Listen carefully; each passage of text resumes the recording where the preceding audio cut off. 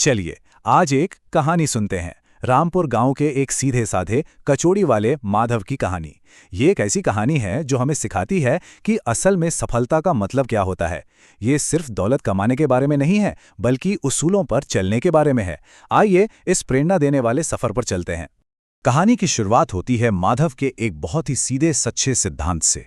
उनका मानना था, मेरा मकसद सिर्फ पैसा कमाना नहीं, बल्कि लोगों को शुद्ध और स्वादिष्ट खाना खिलाना है। और बस यही एक सोच उनकी पूरी कहानी की नींव रखती है। तो माधव का ये सफर शुरू होता है अपनी जड़ों की ओर लौटने से। ये कहानी का पहला और शायद सबसे जरूरी अध्याय है। तो बात कुछ ऐसी है कि माधव शहर के एक बड़े होटल में काम करते थे, लेकिन जानते हैं, वहां की बेईमानी, मिलावट, इन सब से उनका मन ऊब गया था। तो उन्होंने फैसला किया कि ये सब छोड़कर अपने गांव वापस जाएंगे और एक छोटे से ढाबे से एक नई और ईमानदार शुरुआत करेंगे। अब देखिए, जब कोई शहर से आके गांव में कचौड़ी बेचने लगे तो मजाक तो उड़ता ही है। लोगों ने भी कहा, अरे शहर से लौटकर अब कचौड़ी बेचेगा। पर उनके हाथ के खाने का स्वाद और उसकी शुद्धता इतनी जबरदस्त थी कि जल्द ही गांव के सरपंच भी उनके फैन हो गए। और जब सरपंच जी ने पहली बार उनकी कचौड़ी चखी तो वो बस खाते ही रह गए।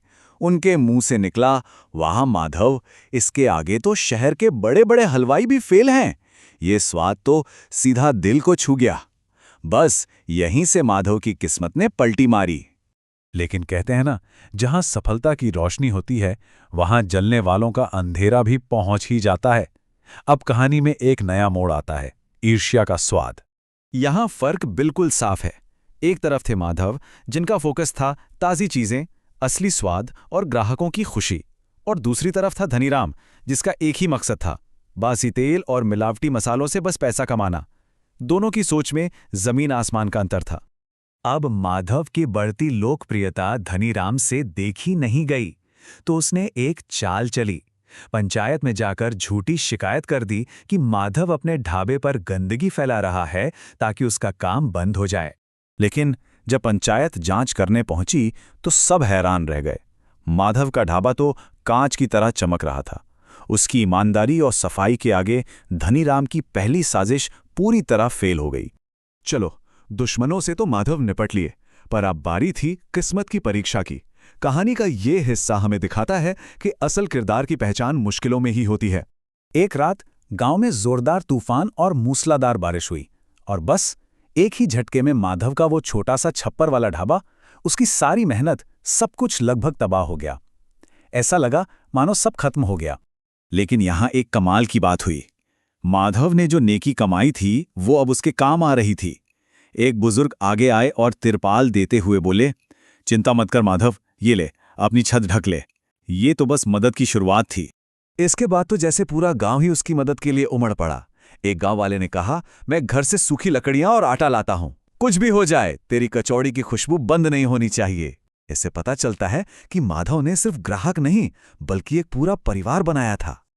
और ठीक इसी मुश्किल वक्त में माधव के सामने एक और परीक्षा आई।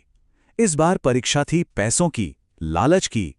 शहर के एक बड़े व्यापारी ने उसे एक जबरदस्त ऑफर दिया। कहा कि शहर चलो, वहां लाखों कमाओगे। पर माधव अपने इरादों के पक्के थे। उनका जवाब सुनिए, कितना साफ था। उन्होंने कहा, आपके इस ऑफर के लिए बहुत बहुत शुक्रिया, लेकिन मेरे लिए इन गांव वालों का प्यार पैसों से कई ज्यादा कीमती है। मैं इन्हें छोड़कर कहीं नहीं जाऊंगा। उन्होंने अपने लोगों को, अपने मकसद को चुना।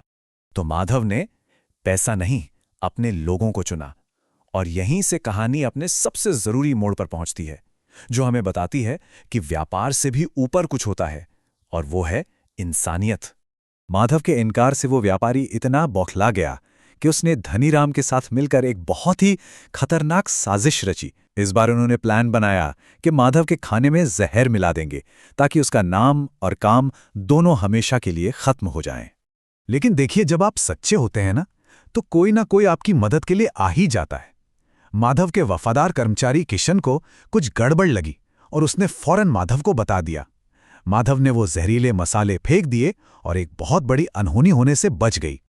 और अब कहानी का वो हिस्सा आता है जो सच में हैरान कर देता है। कुछ समय बाद धनीराम की पत्नी बहुत बीमार पड़ गई और उसके पास इलाज तक के पैसे नहीं थे। जानते हैं किसने मदद की? माधव ने। उसने आगे बढ़कर अपने सबसे बड़े दुश्मन को पैसे दिए। जब हैरान होकर धनीराम ने पूछा कि तुम ऐसा क्यों कर रहे हो, तो माधव ने सिर्फ एक लाइन कही जो इस पूरी कहानी का दिल है, इंसानियत से बड़ा कोई व्यापार नहीं होता। माधव की इस एक बात ने, इस एक काम ने उसके दुश्मन का भी दिल जीत लिया। तो चलिए अब देखते हैं कि इस अटूट ईमानदारी और नेकी का उसे क्या फल मिला और सफलता की असली परिभाषा क्या बनी। उनका सफर देखिए, क्या शानदार रहा। एक मामूली सी छप्पर वाली झोपड़ी से शुरुआत हुई, फिर गांव वालों की मदद से एक ढाबा बना, वो ढाबा धीरे धीरे एक पक्के रेस्टोरेंट में बदला और आखिरकार माधव का नाम ही एक ब्रांड बन गया। और इसका असर सिर्फ माधव पर नहीं, पूरे गांव पर हुआ। उन्होंने गांव के कई नौजवानों को काम दिया, अपने मेन्यू में नई नई चीजें जोड़ी। उनकी दुकान इतनी मशहूर हुई कि जिले के कलेक्टर तक वहां आने लगे। रामपुर गांव का नाम ही कचौड़ी वाला गांव पड़ गया। और सबसे बड़ी बात, उन्होंने अपने दुश्मन को भी एक अच्छा इंसान बनने के लिए प्रेरित किया। तो माधव की ये कहानी, ये हमें एक बहुत जरूरी सवाल पर लाकर खड़ा कर देती है।